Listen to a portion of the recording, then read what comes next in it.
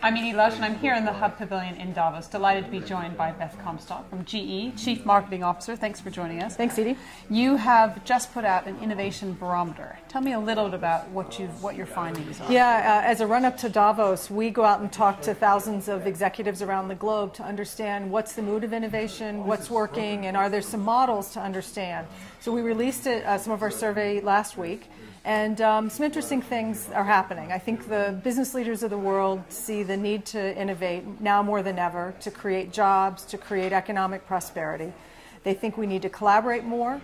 They think we need more creative individuals. We need to do it with a purpose. It's not just about making money. The money has to be focused on a purpose. And an interesting rise of needing to adapt innovation to the local markets. Mm-hmm. So those were what we found, no matter whether someone was in Saudi Arabia or Japan, that kind of consistent theme about innovation. What was interesting also is the level of optimism about the role of innovation in driving some countries forward. So countries in the Middle East, we found incredible optimism about the role of innovation to move them forward.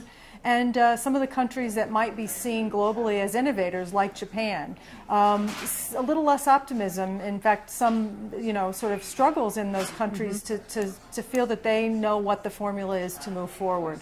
So some interesting dynamics to take a look at. Just talk me through a little bit about the different models of innovation and what you found there. Well, I think really it's about problems we're all trying to solve.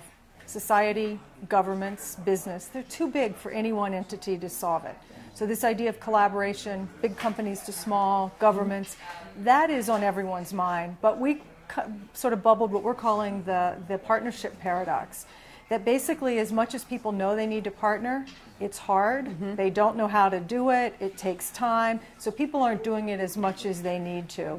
And so that was one of the interesting insights. And I think it's leading companies to interesting solutions. I mean, one of the things we've invested in heavily over the past year is open innovation.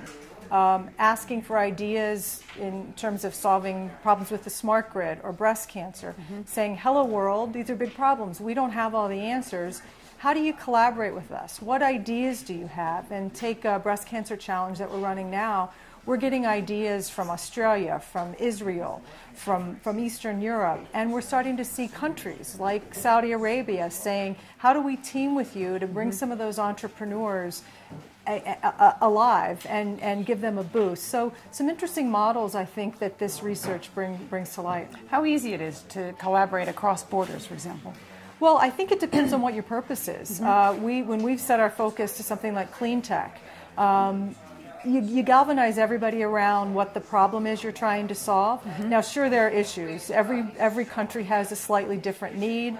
Governments have different views on how they want to look at policy or how they want to protect some of the intellectual property. So you run into issues there.